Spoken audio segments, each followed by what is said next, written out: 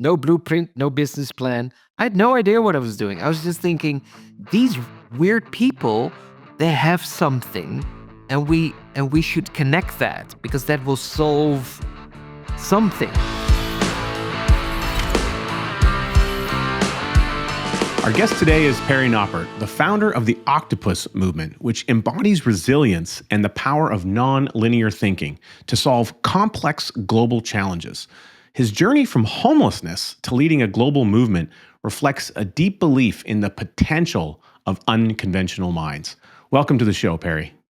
Thank you so much, Richard. So much fun to be here. Excited to have you. You have a really incredible story, an incredible journey. We're really looking forward to unpack that. Now, before we get into your story, I'm just curious, whereabouts are you recording from today?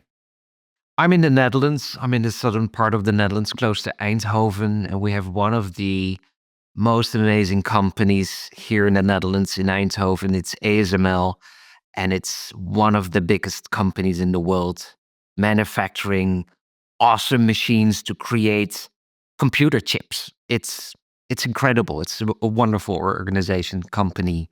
It's amazing how they grow. It's awesome. So it vibrates here in the city. It's all about that company. It's really cool. Got it. Yeah. So a Yeah. huge aspect of the industry that brings people to the city that you're located. That's really, really cool. Yes. Love to hear that. ASML. Check it out. Yeah. It's Awesome. very cool. Yeah. Well, and so, I'm curious because, introducing you, thinking about this thing called the Octopus Movement. We're going to talk a little bit more of that as we go throughout the day. But I really like to start unpacking, kind of where your journey began. I mean, you had this period of time where you experienced homelessness. Not everyone's gone through that challenge before. What exactly led up to that situation for you? Because I know that it was a game-changing aspect of really what brings you to almost to me today and to the movement that you've created. It really stemmed from this experience. That's why I said I'm happy to be here. 4 years ago, I was homeless and nobody wanted to talk to me. And, I was, don't talk to him. He's homeless. And here we are giving interviews all over the world. Um, what started it is that it's being different, maybe. And it started when I was a little kid, little boy. I was always the different one, the weird one. I was always doing things differently. And it sounds cool now, but it wasn't that cool. And it was difficult sometimes as well. And I've tried my best to fit in. I've tried my best. Oh my God, did I try to do my best and to really do the things that were expected of me. And 4 years ago, I thought, no, no, I'm not doing it anymore. There were some events that led up to that, but the main thing was my curiosity for homelessness. I have no idea, Richard, where that came from. But the bottom line was every time I saw someone being homeless in the street, there was always this inner voice saying, curiosity. What happened here? Why are you there? What's going on? And I think for most people that feel that way, they start serving soup around Christmas and they do something for the homeless people. And I didn't do that. I just had that idea of what is that? And 4 years ago, things happened in my life. Some things didn't happen very well. I took some wrong decisions. And then all of a sudden, I was in this crossroad where I had to take a decision. Am I going to fight everything or am I going to just let everything go? And I choose to let just everything go. And that resulted in giving away everything within a day. That goes fast for all the entrepreneurs listening. We're all fighting hard, working hard to get things done. If the result is giving away everything, that's easy. So within a day, everything was gone Wow. and I was homeless and it changed my life. But I didn't become homeless to change my life, because it sounds that way now. Like, oh, he's looking for his purpose by becoming homeless. No, things happened that were not positive. I have 3 kids. Becoming homeless with 3 kids, it's not a lot of fun. Mm. I have an ex-wife. She wanted to kill me. Not really, of course, but She was looking at me. Really, Perry? Seriously? My parents were looking at me like, no, we're not doing this. My friends, the rest of the family, they were all looking at me like, this is wrong. This is really wrong. You cannot do this. But I had this urge to figure this out. And Mm, my curiosity was, what is this? What happens when you let everything go? What happens if you don't get any mail in your mailbox anymore? Any letters, any, you know, payments that you have to do, any responsibility. When you get homeless, everything is gone. mm, And so I gave away my 2 cars, everything in the house, my bank account, everything was gone. I really didn't have any money, nothing. And it's interesting to go there. It's very interesting, and I'm not saying people make sure you get homeless because it's an interesting lesson, but I had that curiosity, and don't forget, what I said in the beginning, I was weird. I am weird. I'm interested in other things than normal people do. mm, And I like chaos. I like problems. I like to dive into something and just see what happens. Because you cannot oversee what happens when you become homeless. You have to dive into this and just figure it out. And that's what happens. crazy for 7 months, and giving everything away, just, indicating that it does go fast. I'm not surprised. Um, and it sounds like really you didn't. There wasn't really a plan, and there wasn't much of a plan on what to do when it transpired. So it was you're going to do, and you're just going to jump in, and it's going to happen. And there was a liberation, like the way you talk about it, Perry. It's almost like there was a component of being liberated. Like say the mailbox, you didn't have to worry about checking that. There wasn't bills coming at you, no bill collectors, all these kind of things. You didn't have to worry about tackling email like most entrepreneurs do to some degree. Those kind of things were problems, I guess, were away from you, but new problems and challenges, of course, arose. And so, trying to do this with 3 kids, and I'm not sure the ages of your kids at the time, but how did you find your way through that? It doesn't sound like there was a lot of support, obviously. I mean, I can imagine why. It's not certainly not a common decision. So where were you able to find support? Where were you able to find some inspiration and some motivation to move through this experience? Well, one thing, because it was my own decision, I always knew that I was going to be fine. So the homelessness wasn't a result of failing; it was a decision. Mm, So that in every circumstances, I saw myself knowing I'm going to be fine. But then I saw other people being homeless. Like I had to go to the government and to apply for all kinds of things, and they all denied, and they didn't want to do anything for me. And I saw these other people, and this is what I was thinking: this is my choice. But the people that are standing here, this is not their choice, not mm, at all. So where's the support? Well, the support is here.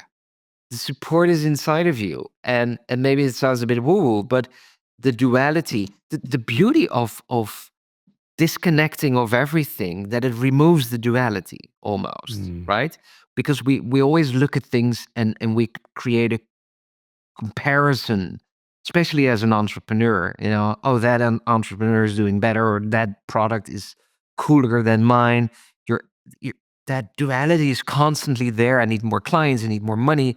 I need more this. My marketing needs to be better.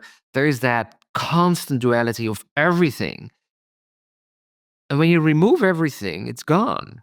The duality is gone. And because it was my own decision, I was in a duality of not becoming homeless anymore. It mm, was my decision. So it was a fact for me and not the result of something else. And that was the support. And I figured out well, not very fast. I think after a few months, I realized nothing really changed hmm, here, but everything changed there around me.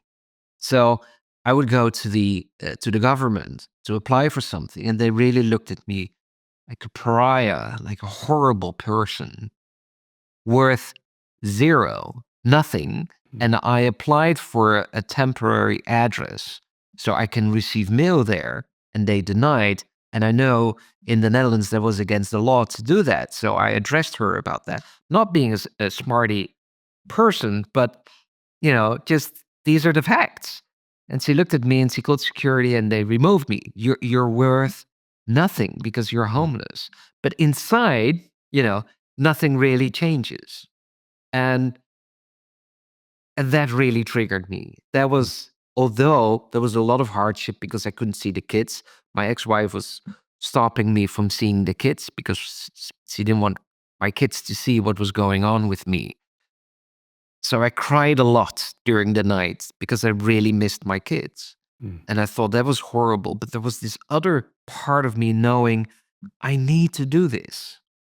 And I had no idea where I was going. There mm, wasn't a bigger plan of when I when I know what this is, I can talk about it, right? This was just happening and there was nothing else. mm. And the support was a few people around me, three, maybe three people around me that didn't drop me. The rest gone. Even my own parents. And I love them dearly. But they also were like, get a job, Perry. Get your life back together. What are you doing? I could feel that I was going into the right direction, but I couldn't explain this to anyone. And the outside world really changed. They saw me as a loser, but the thinking and the feeling here stayed the same. So your thoughts, they don't they don't become something else because you're in that situation. Maybe you can become frustrated or angry because nobody wants to help you. Okay, but that beyond that, you're still the same human being. Hmm. And that changed everything for me. Well, this is absolutely fascinating. We're going to unpack more of your incredible story and the return to a home, I suspect, when we get back after these incredible messages. In the year 2009, my life completely and totally changed. Something momentous and incredible happened to me.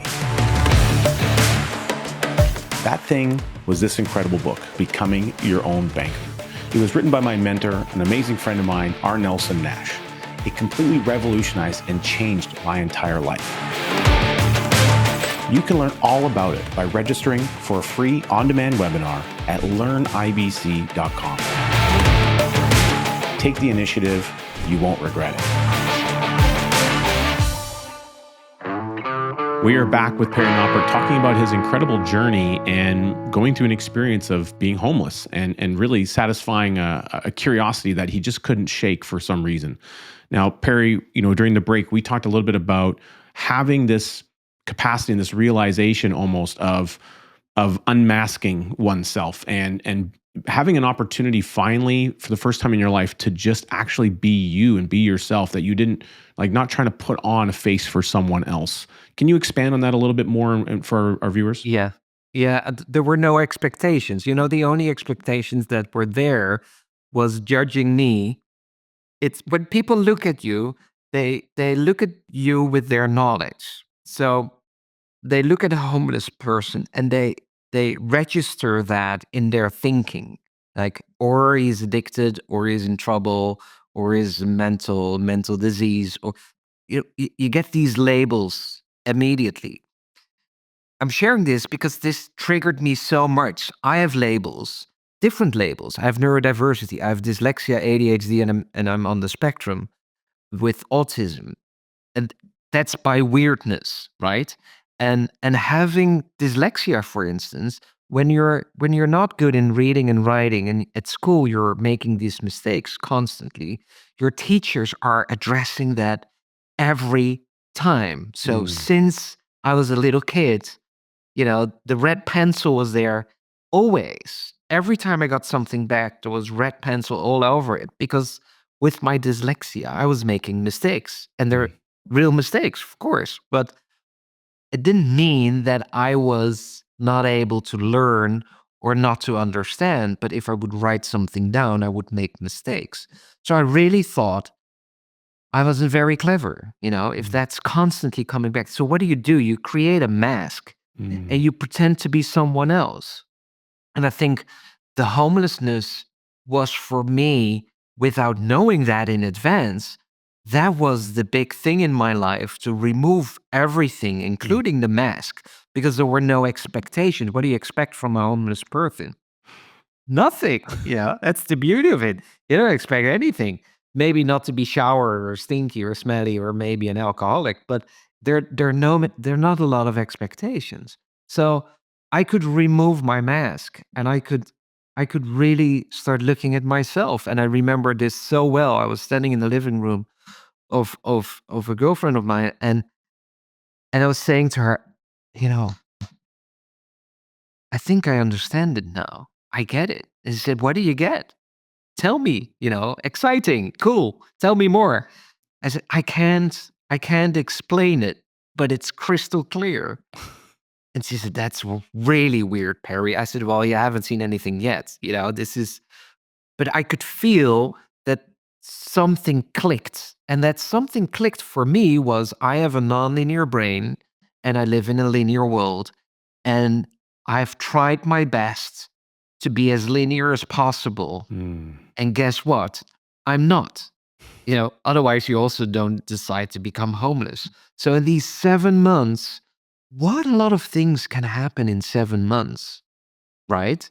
It's it's unbelievable. So you remove your mask, you find out everything stays the same, yet everybody looks at you differently. You discover your own neurodiversity again. Like, oh yeah, I hid that in the drawer of my desk. Dyslexia is not there. Let's pretend it's not there, because everybody is has an opinion about it, and they see Perry. This is also something. How do you know who you are? Who's Richard? You only know who you are of what people are telling you. Because mm, if you remove that, if you remove what people are telling you, what's there? There's nothing. And that's you. Doesn't mean you're nothing, but it means it's really you. And I've heard my entire life, and I'm not a victim at all, but it's hardship. And when you hear your entire life you cannot read and write, it's not very good for your self-esteem. Now I write. I published a book. I love it. I love reading and writing. They killed it. mm. I see now how I can do it. I love it. You know, it's that period of 7 months was so important to me. And I had no idea. And my curiosity triggered that. I'm a curious misfit. I'm weird in a way. I don't fit the mold. And I'm curious. I always want to know. I'm so curious. I want to know everything. And sincerely in my feet, I was like, okay, this was 4 years ago. I'm now 49. You know, so I was thinking, before I get too old to do this kind of thing, I need to do it now. And I already had a very interesting life. We were expats. I lived in China. I lived in Belgium, created a TV show in China, was on China radio, learned Chinese, all kinds of cool things. But it wasn't enough for me. This was the most important thing I had to do in my life, really, because it discovered who I really am. And if you understand who you really are, and this sounds like a commercial. That's not what I mean. But if you really understand who you are and you can remove your mask, and you're not moving towards the expectations of others, you can be your true self. That's awesome. That's really important. It's so interesting to hear you share that. It makes me think of my experience understanding and getting my Kolbe Index for the first time, and that was about Mhm. 11 years ago. And the Kolbe Index, if you're not familiar, is it really, yeah, it identifies your natural instinctual way of doing things, of being, and for me, it was very revolutionary. And it's like, oh, right, there's nothing wrong with me. I'm not broken. I'm actually exactly the way I'm supposed to be. And these things that I've been doing that the world has been telling me I should stop doing are actually, I should be doubling down and doing them way more because I'm really good at it.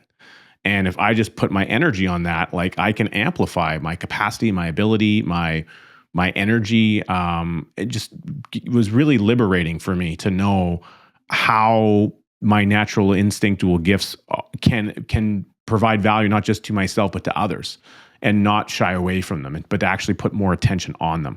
So, similarly, I found, like, I didn't go homeless in the process, but I was able to start to see some of those trends and recognize them now. And so that continued and constant awareness has helped me, and certainly a lot of my clients and the people I love to serve.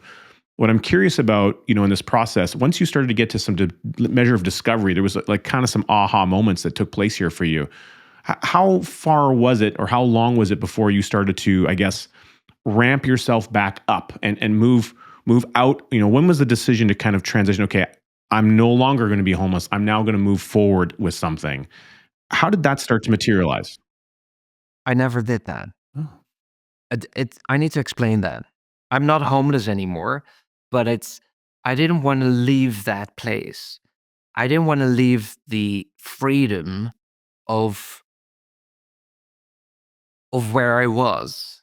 I wanted to be in a house because I want to have my kids with me, and I wanted to have security, to be safe, to work, and to be with my family. That was very important. But if you ask it that way, it sounds like, okay, this was it, and now I'm going back Mm. to where I came from, and that never happened. Because and that's the linear versus nonlinear thinking. I stayed there. I didn't want to go back. And that's also why I created the global movement and the nonprofit. And I didn't want to go back where it felt for me as a very linear way of working and expectations. So I need to go back into these expectations and these boxes. And I didn't want to go there. And I solved that for myself to take the decision. I don't want to be an entrepreneur anymore. I want to be an artist. I want to be an artist. I love art. I've always been active in arts. Mm. And I wanted to be an artist because you cannot define exactly in a linear way what an artist is.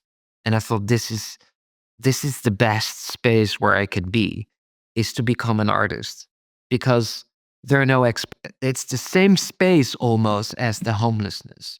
Maybe that's a quote, being homeless or an artist is the same thing. It's not everybody understands you. There is no clear segmentation of what it actually is. There are books written about the philosophy of the meaning of artist. What makes an art? What makes an artist an artist? It's difficult to wrap your head around it, and I think that I have fascination for that, because that allows me to do so much more than just to do the one thing that everybody sees in their observation when you say what you are. Mm. Does that make sense? Yeah, I think so. It sounds like, it's, you've gone back to certain aspects of life that are, call them creature comforts, but you haven't gone back to anything else. You pivoted and changed the way that you want to run and operate your life to be very intentional about being unintentional. And I want to embrace that for myself, but more important for others as well. So how I see the world, how I see other people, is that I really see them and I'm not observing them, because I don't want to be one of these people that were looking at me when I was homeless. I don't want that. And that works very well with the Octopus Movement. That's why the Octopus Movement is there. There are no expectations, there's no judgment, there is no observation. It's just, it is what it is. And I like to see the things as they are without observing them too much. Yeah, fascinating. Well, I'm excited to unpack a little bit more about what the movement is. In fact, we're going to dive deeper into that when we come back after this commercial break. What is this incredible thing called the Kolbe Index I keep hearing about? I'm a certified Kolbe consultant, and I can't wait for you to discover what your natural instincts are. It works incredible for teams, for business owners, in families, with our kids, the more you can develop and understand your knowledge of how you go and get things done in the world and how that happens with the people around you, everything can get so much better. Take the initiative. Learn more about how this might show up in your life. As a certified coach, I'm happy to sit with you and help you understand the depth of your own superpowers. Get the process started by downloading my free guide at coachcanfield.com. We are back with Perry talking about the incredible movement that he's created, a global movement. It's called the Octopus Movement. Now, that is a very interesting name. I know everyone has an image that comes up when they think of an octopus. I certainly do myself. And so I'm curious to hear a little bit about not only the naming choice, the thought process behind that, the symbolism probably goes down to your artist roots a little bit there, but also what really inspired you to cause this creation of a movement to begin in the first place? It started after these 7 months. I was in a house that I rented from someone, and, everything came together all of a sudden. As fast as everything disappeared, as fast as everything came back as well. Mm. This is also interesting. So all of a sudden, I at a house, the kids were back. They were sitting on the couch, so happy, like, "We're back. And yeah, Dad, you did a good job." And then I was thinking, "What am I going to do now? Oh dear, what happened in these 7 months? What am I going to do now?" And I remember one thought that I had immediately is I had this strong feeling of now I can do whatever I wanna do. Mm. I've been there, down there, it's everything was gone. There was nothing. So now I don't have anything to lose anymore in my life. That opens up a whole new space, I can tell you that. That was cool. And then I was thinking, what am I going to do now? And I was already interviewing weird people. That's my hobby. I like to connect with weird people that don't fit in the box, that are slightly different. What's going on? Why? What's happening in your life? How do you see things? I find it curious. I'm so curious about the thoughts of people that are slightly different. So I thought, okay, I've nothing to lose. I can do whatever I want to do now. I want to create a global movement. I want to create the opportunity to create awareness of people that are slightly different, because I think we're missing out on an opportunity if we're not doing that. That's all, right? No blueprint, no business plan. I had no idea what I was doing. I was just thinking, these weird people, they have something, and we should connect that, because that will solve something. That was all. And then I was thinking, okay, yeah, I can't call this the weirdo movement or the weird movement or whatnot. And I was thinking about all these interviews, and look at this. I still have I just saw them.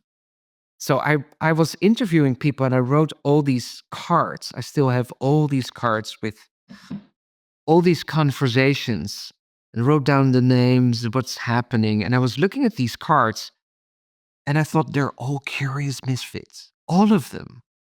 They're all, it's all the same. And they were all saying, if the world would understand me a little bit better, I would have so much more opportunity to do cool things. They were all saying that. And then I thought, okay, so I need to have a symbol for a curious misfit. And I remember I was in Clubhouse, because this was just after COVID. And we were in Clubhouse, a lot of multi-potentialites, polymaths, jack of all generalists, people that were in all different places at the same time. Said, okay, guys, I have a question for you. What's the symbol of a curious misfit? And then Christine in London said, I always send an octopus emoji to people when I enjoyed the conversation I had with them. Mm. And she did that with me as well. We had a pre-intake and then an interview, and she sent me by phone the octopus. I was like, "What? Why am I getting the octopus?" I asked my kids, "Guys, does this mean anything?" Uh, no, Dad, you're safe. Okay. Um, and I remember she doing that, and I thought it was really cool. And then someone else, Haley in South Africa, said, "Oh, talking about the octopus, have you seen My Octopus Teacher? It's a beautiful documentary. It's on Netflix. It won an Oscar. Check it out, please." And it's this filmmaker. that goes back to South Africa, to his house. He's in a burnout, you know, mask. He's in that mask. He's in that linear world. He Mm. had the same story as me. He didn't Mm. become homeless. He started swimming every day in the ocean, very cold, underwater, and he ran into an octopus. He had the same story I had. I became homeless. He started swimming every day. Slightly different, but yet it was the same thing. And then I was looking at that octopus. 3 hearts, 9 brains, 8 arms, weird DNA, can escape everything, can change color. Very long time ago, they had shells and bones. Did you know that? They Mm. removed that in order to have more freedom. Thought that was very interesting. Recently, I found out there were first octopuses and then trees and plants. They were there before the vegetation on planet. And like this octopus is, I feel like an octopus, you know? I feel like I have 8 arms sometimes and doing so many different things. And the thinking goes very fast. I love to learn. And the 3 hearts, you know, I'm a sensitive person. I can feel things. It's the octopus movement. And that's how it started with just the people I interviewed, send them a message, starting a movement. I think it's important to create awareness on people like you. Are you in? Are you joining me? And that's the start of the Octopus Movement. In March, it will be 4 years. So we're now just over 3.5 years.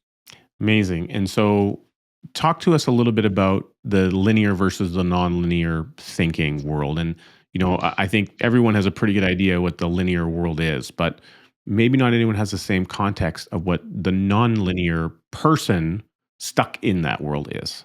Yeah. Oh, I have so many things to unpack. Let me keep it as clear and fast as possible. Nonlinear is not the opposite of linear. That's myth number one. Of course, nonlinear people would expect, okay, if I know linear, then this is nonlinear. There's no duality in nonlinear. I have to explain that. So there is no 2-year-old that is a linear thinker. Let's start there. So we're all nonlinear thinkers.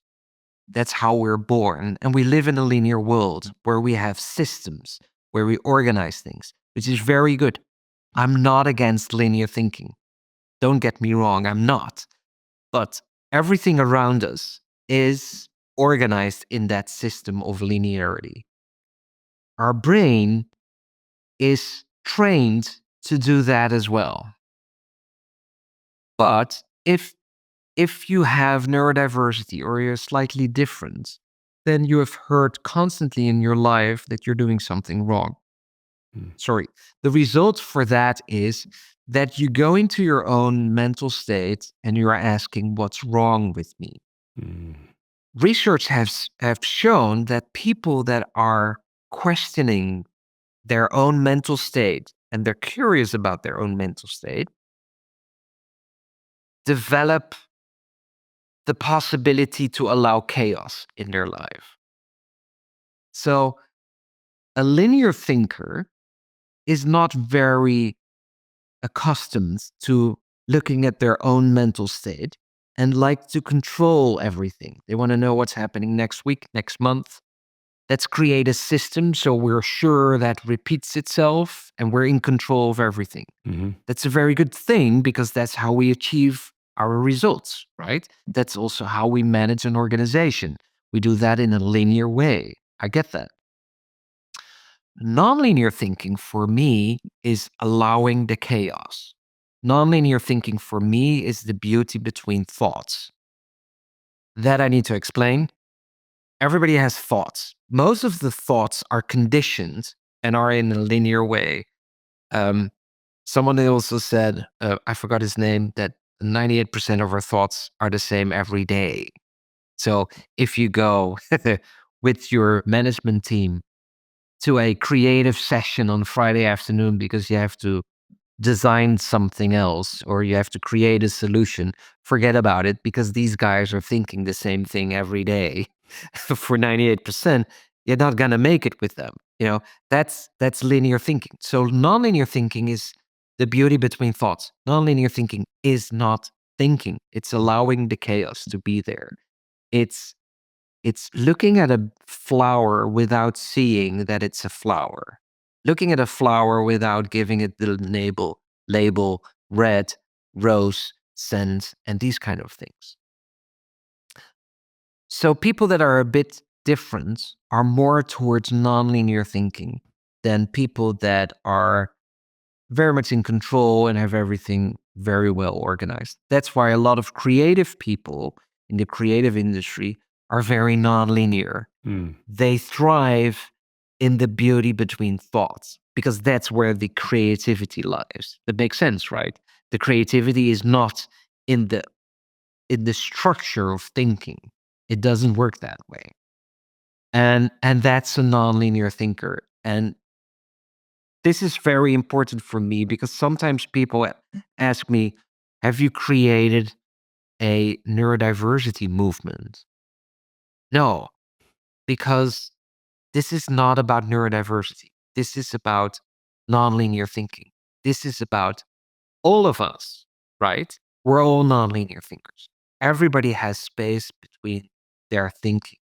And why I'm so passionate about this is that in the world, everything has become so linear that I think we need to rebalance things out again and refigure things out to go forward. And now with the development of AI, this is a very linear system.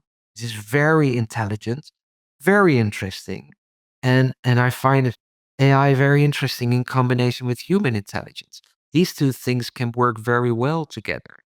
And and that's for me nonlinear thinking. Mm. And that's what it's about with the Octopus Movement. So creating space to have that. Fascinating. It's very interesting that you're bridging AI into it a little bit. I have some of my own thoughts on that. I think I'll dive into when we come back from our next commercial break. But really, really impressive what you've built, Perry. I can't wait to learn a little bit more about the movement and how you're having these incredible creative conversations with entrepreneurs and other creatives that are joining. So we'll get to that right after these messages. Check out this great book, Cash Follows the Leader. It's all about uninterrupted daily growth with high cash value life insurance. We unpack what people need to know about how you can grow and store and warehouse your wealth in a totally different way than what we've been trained to do. Go ahead and download a free copy by going to coachcanfield.com/cash follows and get a copy right to your inbox right now. We are back with Perry talking about what the Octopus Movement really has been up to and what exactly nonlinear thinking is, or the thinkers that are finding themselves gravitating to this movement. And so you've created something that's really starting to span the globe, and it's taking on a bit of a life of its own and almost morphing into something. And there's been space, like you talked about. You created space for yourself through this homelessness experience.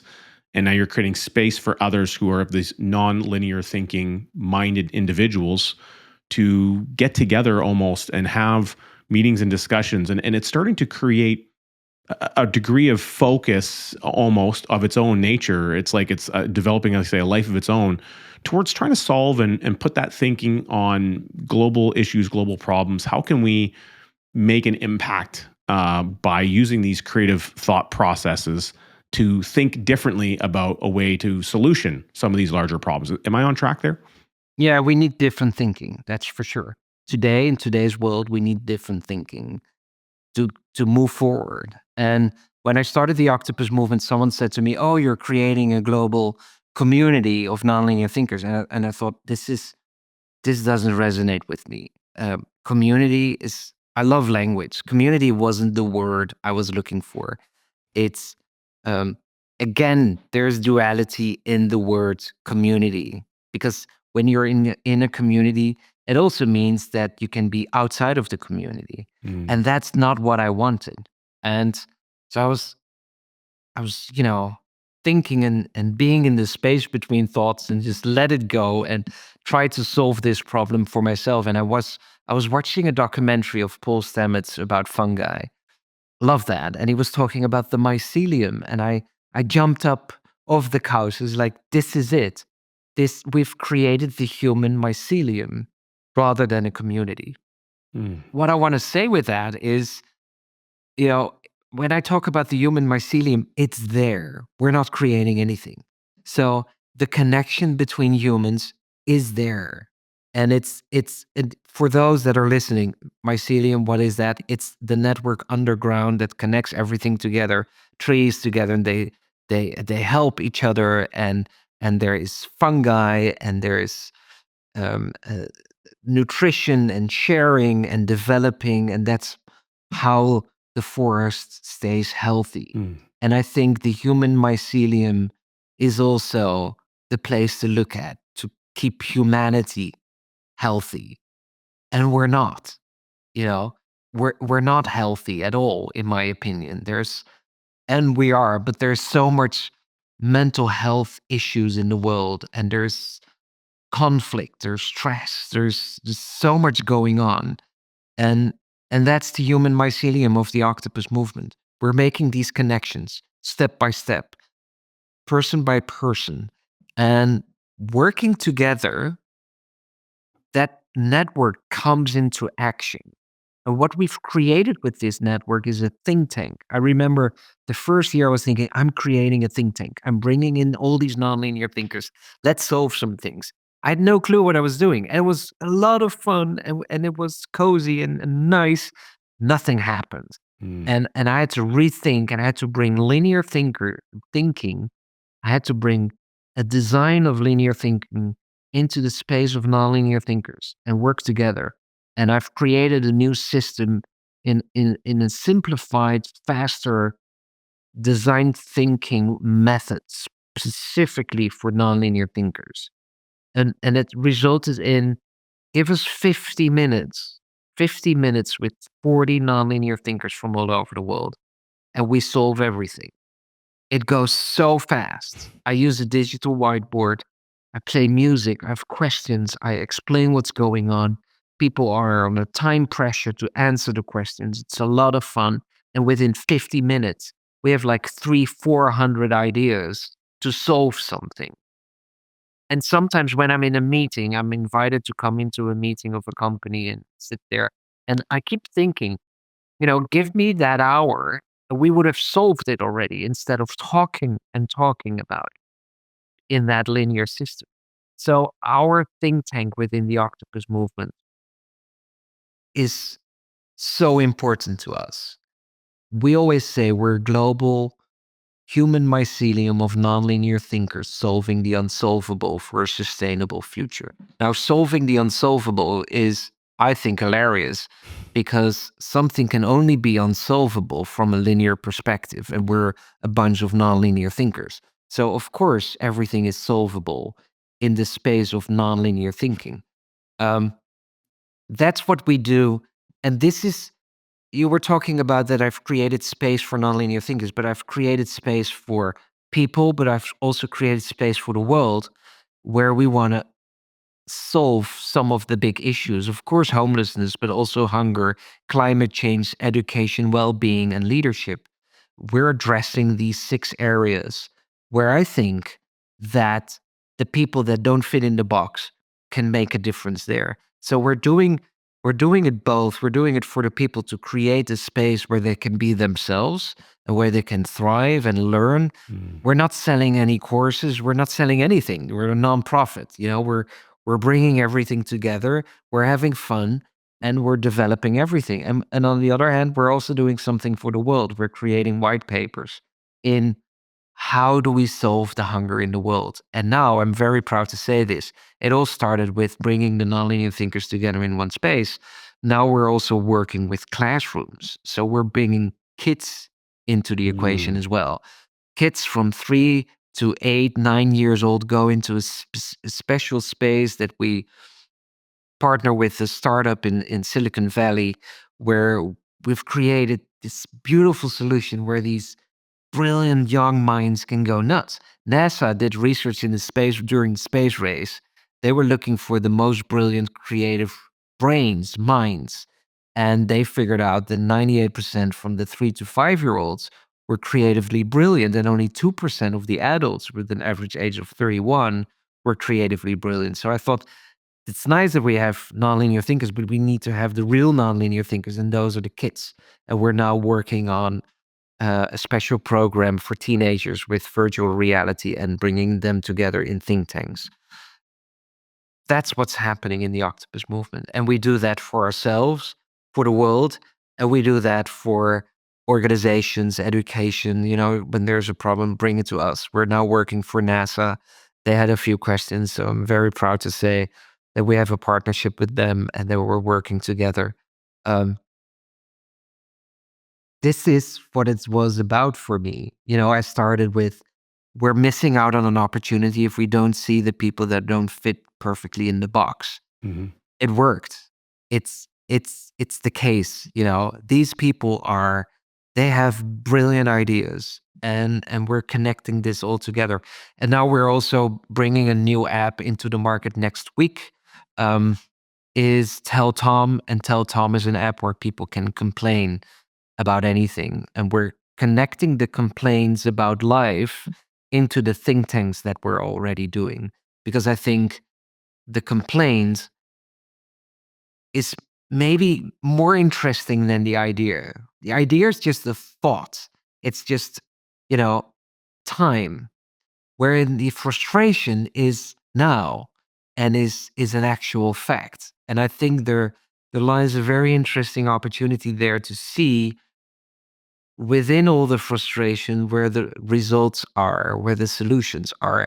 And with my dyslexia, give me a data sheet and I go nuts. I love to see connections that others don't see. Well, So the data alone from having, a complaint engine and seeing where people are, what's going on with them, the trends amongst those complaints, where are they similar, where are they dissimilar, what's grouped together, what's on the fringe of the group, what becomes the easiest domino, what's the first domino around that complaint that can be solved, that can spiral amongst the other ones that are on the outer fringe. Maybe it doesn't solve 100%, but maybe it gets to 80%. So I can see instantly the value of having that.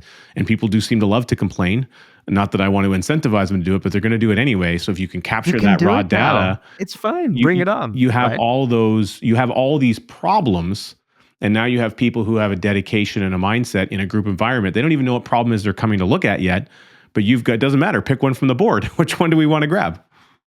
What's happening in the world, and we can dive into that. And and we allow people to dive into that. So people that are not being seen, they're now on a chair in the think tank and creating a lot of value. They're co-authors of the white papers. They're involved. It's yeah, it's this is it for me. This is why I wanted to do this. And I see beautiful people that are sometimes very weird, that are sometimes, difficult.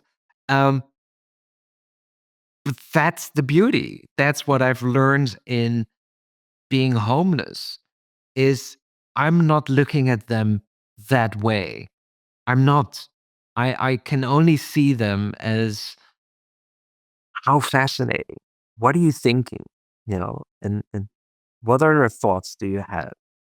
And that you're maybe severely on the spectrum and you behave completely different from all the other people and you're not, you know, going according to any of the unwritten rules. I don't care. You're human. I want to know what you think. I want to know what moves you. And that's what we do in the Octopus Move. And then we have all these events and we have podcasts and we have a book club and a film club and art and we're publishing a book and we're creating 8 steps to nonlinear thinking. And oh my God, and we're doing so many other things and we co-create with a lot of nonlinear thinkers. We have a test on our website where people can fill in the test and you're linked to one of the founding members, which is also a lot of fun. We have founding members, we have ambassadors. We have over 8,500 members now in the movement in 96 countries now, I think, or even more. I don't know exactly. And it's growing, growing. And the thing that I'm most proud of is that we don't have any rules. We don't. And I see this when I see other communities. they start with the rules. And I think we start with the human mycelium, that we're all connected and that we work together. And sometimes something goes wrong and it solves itself. And I don't want to be woo woo here, but it's that simple. I love systems and I use systems and I have all my databases and I have all my calendar sheets and everything is organized. But there's also something in life that you just have to let go and see what happens. And especially with the connection with people and think about how to create something. In my opinion, you have to start with the nonlinear thinking. You have to start with the human intelligence and see what develops and then create the system and not the other way around. And I see too many times that it's the other way around, which is fine. It doesn't work for me. Well, I absolutely love it, Perry. Thanks for what you've created. Again, almost 9,000 members, almost 100 countries, expanding, helping bring people together in a way where they can solve problems differently than how people have been looking at problems in the past. What an incredible vision and experience that you share with us today about your journey. And for those of you watching, stay tuned next week as we continue to uncover the incredible journeys of amazing entrepreneurs and visionaries who are building the world of tomorrow.